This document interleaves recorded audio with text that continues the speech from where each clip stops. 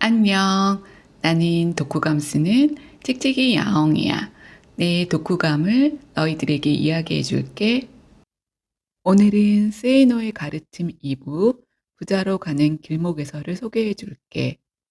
부제, 돈, 똑바로 알자에서 돈과 먼저 친해져라. 돈을 모을 때는 날파리들을 조심해라를 요약해 볼게. 돈과 먼저 친해져라. 어떤 이는 금융 지식이나 투자 지식이 돈을 운영할 수 있는 지식이라 여기지만 세이노는 쏟아지는 정보를 이용해 돈의 흐름을 볼 줄 아는 눈, 인간 심리를 알고 문화를 이해하는 능력, 치열한 시장 경쟁 속에 승리하는 방법을 법의 테두리 안에서 모색할 줄 아는 힘이 더 중요하다고 해. 그걸 위해 당신은 종이 신문 2개, 광고를 보기 위해 인터넷 뉴스를 10개 넘게 읽고 조세 신문도 읽는다고 하셔. 일반 사람들은 신문을 읽을 때 스포츠, 연예, 그리고 정치면을 주로 보지만 세이노나 정말 부자들은 1순위가 경제, 그다음 문화, 그리고 나머지 면들은 대강 보지. 또 주목해서 보는 것이 광고라고 해. 그리고 당신도 교양 서적을 읽지만 비율로 따지면 돈 냄새 나는 책을 더 많이 읽었고 영혼의 양식보다 일용할 양식을 먼저 챙겼기에 부자가 되었다고. 그러면서 우리도 딱 1년만 미친 듯이 사회에서 대가를 받을 수 있는 것부터 먼저 하라고 말씀하셨어. 그리고 경제지와 경제주간지 하나 정도는 읽고 공부를 해야 한다고 조언하셨지. 이 글을 읽고 반성하게 되더라고. 나도 신문을 읽으면 연예란부터 읽기 시작할 때가 많았거든. 요즘은 경제란, 광고, 문화란부터 보려고 노력해보고 있어. 돈을 모을 때는 날파리들을 조심해라. 돈을 모으고 있거나 돈을 갖고 있다는 소문이 돌면 음식에 날파리가 끼듯 몰려드는 인간들이 있는데 세이노는 이를 인간 날파리로 이야기하며 다음에 네 부류로 나눴어. 첫째, 가족 날파리. 어떤 의미인지 알겠지만 가족 중 당신이 월급을 꼬박꼬박 모으고 있거나 적금을 타는 걸 알게 되면 그것을 빌리고자 파리가 앞발을 비비듯 회유와 간청을 하며 돈을 빼앗아 가지. 그러므로 절대 돈이 있는 것을 티내지 말고 때론 월급이 안 나온다고 울상을 하며 돈을 모아야 정작 정말 돈이 필요한 순간에 돈을 쓸 수 있다고 해. 둘째, 친척 날파리. 이런 날파리들이 달라붙으면 역으로 모든 친척들에게 전화해 돈을 빌려달라고 전화하라고 하며 한 번만 하지 말고 몇 번 하다 보면 친척들이 전화하지 않을 거라고 하셔. 셋째, 친구 날파리. 친구가 돈이 필요하다고 할 때는 분명히 "노"라고 말하고 만약 빌려주고 싶다면 되돌려 받지 않아도 될 한도 내에서 빌려주라고 충고하셔. 특히 담보도 없이 빌려달라는 친구는 주의해야 해. 넷째, 사기꾼 날파리. 이자를 많이 주고 불려주겠다는 등 좋은 투자처가 있다는 등.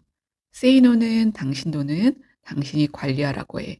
세이노도 가족, 친척, 친구 날파리에 당한 적이 있다며 정작 돈을 갚지 않은 것은 그들인데 내가 욕을 먹는 상황이 생기며 그들은 자기들 쓸 것은 다 쓰고 다닌다는 것을 알고 있으라고 하셨어.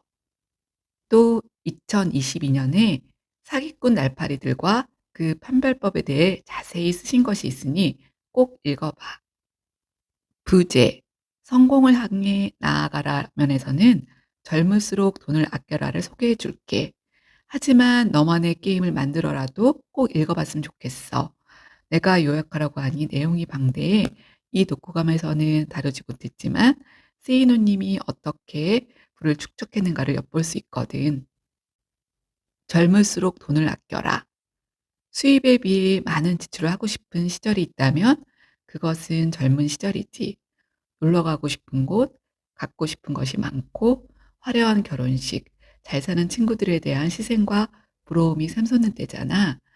세이노님은 이 시기야말로 저축을 악착같이 해야 할 때라고 해. 나이가 들수록 더욱 돈 쓸 곳은 많아지기에 젊을 때 모으지 않는다면 추억 속의 화려한 시절은 남을지 몰라도 중년 이후의 삶은 초라해지는 거지. 그 어떤 깨끗한 부자도 젊은 시절을 흥청망청한 사람은 없다고. 부자로 살고 싶다면 젊은 시절에 철저하게 돈을 움켜쥐고 모든 허례허식을 물리쳐야 하며 먼저 몸값을 올려나가면서 최대한 절약하고 최대한 먼저 모아라. 그러면 쌓일 것이라고 하셨어. 세이노가 소개한 시가 와닿기에 여기에 조금 옮겨보면 뭘 했지? 여기 이렇게 있는 너는 울고만 있는 너는 말해봐. 뭘 했니? 여기 이렇게 있는 너는 내 젊음을 가지고 뭐 했니? 정말 와닿지 않아? 젊은 독자님들, 그대들은 젊음 하나로 반짝이니 다른 것에 많은 돈 들이지 말고 열심히 돈을 모아 찬란한 중년을 맞이했으면 좋겠어. 부제, 나는 가난한 사람인가에서는 가난이 세습되는 이유를 소개할게. 가난이 세습되는 이유. 물론 여러 가지 이유가 있겠지만 여러 학자들과 조사에서 나온 주요 이유 중 하나는 부모의 빈곤층 문화나 부적절한 사고와 행동을 자녀도 답습해 그렇게 되는 경우가 많다고 해.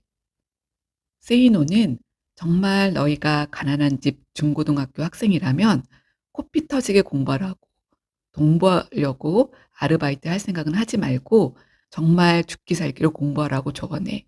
결국 이 사회는 학벌 사회이고 그런 사회에서 가장 손쉬운 길은 일단 최고의 학교를 나오는 것이기 때문이지. 하지만 그렇게 공부해도 성적이 오르지 않는다면 공부가 맞는 것이 아니므로 그렇다고 학교는 그만두지 말고 일하는 방법과 장사나 사업에 대한 책을 읽고 아르바이트도 해보고 기술학기에 다닌다면 우선 배우는 분야에서 최고가 되려고 노력하라고 하셔. 절대로 절망하지 말고 너희에게 길이 있고 그 길에는 돈을 벌 수 있는 방법들이 도처에 널려 있음을 믿으라고 하시네. 인간은 자신의 경험으로 사물을 판단하고 사고하기가 쉽기 때문에 본인이 형편없고 가난한데 자녀들에게 좋은 본을 보이기는 힘들 것 같아. 그런 의미에서 이 글이 공감이 되었어. 가끔 자기는 별다른 노력을 하지 않으며 부모 탓만 하는 사람을 본 적이 있어. 그러나 이 글처럼 어떤 것에 악순환을 끊어내는 노력은 남이 아닌 자기 자신이 해야 한다는 생각을 다시금 하게 하는 글이었지. 부재. 부자들은 대체 어떤 사람인가에서는 부자들의 쇼윈도 앞에서 서성이지 말아라와 부자는 불행한 도둑놈이 아니다를 소개할게. 세이노는 사람들이 유명 브랜드 상품을 좋아하는 것이 남에게 보이고 싶어서가 아닐까라고 하며 우리는 지금 광고나 미디어가 만들어낸 허상의 이미지에 현혹되어 우리가 그걸 쓰면 부자나 뭔가 중요한 인물이 된 것 같지만 실상은 부자들을 더 부자로 만들어주는데 일조하고 있을 뿐이라고 알려주셨지. 그래서 부자들이 만들어낸 쇼윈도 앞에 서성이지 말고 자기 자신의 미래를 위해 재화를 구축해야 한다며 당신도 다른 사람들이 어떻게 생각하건 상관없이 스스로의 기준에 맞춰 살아왔고 그것이 당신을 부자 되는 길로 인도했다고 생각하시지. 부자는 불행한 도둑놈이 아니다. 사람들이 부자에 대하여 갖는 편견 중 하나는 부자는 불행할 것이라는 생각이야. 그러면서 그 사람은 부자이긴 하지만 이혼을 했대. 자식이 공부를 안 한대. 몸이 아프대 등등 부정적인 말을 하지. 그리고 부자들은 진실한 인간관계도 별로 없고 돈 지킬 생각에 잠 못 들고 가족 간의 정도 없어져 간다고 생각해. 그러나 이것은 부자가 아니어도 누구에게나 있을 수 있는 일이야. 물론 부자들이 많은 것을 돈으로 계산하는 습성을 가지고 있지만 이것은 돈이면 다 된다는 생각 때문이 아니라 선택을 현명하게 하기 위함이지.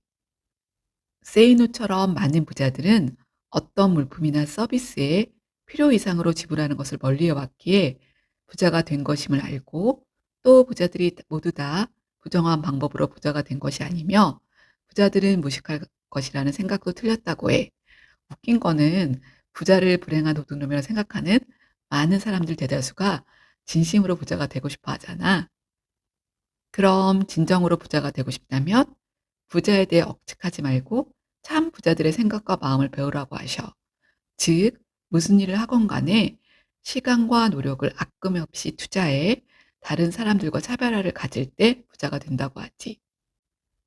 내가 우연히 알게 된 분들 중에 찐부자들도 있는데 사실 그분들 대부분 마음이 너그럽고 여유 있으며 사람의 마음을 편하게 해주는 경우를 많이 봤어. 물론 욕심 많는 비즈니스의 상인 같은 부자도 있겠지만 우리 모두 참 부자의 마음을 갖고 부자로 살게 되기를 바라며 이부를 마칠게. 이 책을 읽으며 이분이 하신 말씀 중에 나는 눈이 오는 날 길거리 어딘가 굶어 죽는 사람이 있다고 할지라도 나 자신은 사랑하는 아내와 향기 그윽한 원두커피를 함께 마시고 싶다. 바람 부는 날 깨끗하게 다림질된 셔츠를 입고 싶다. 중략, 마음에 맞는 사람들과 술 한 잔 정도는 하고 싶다.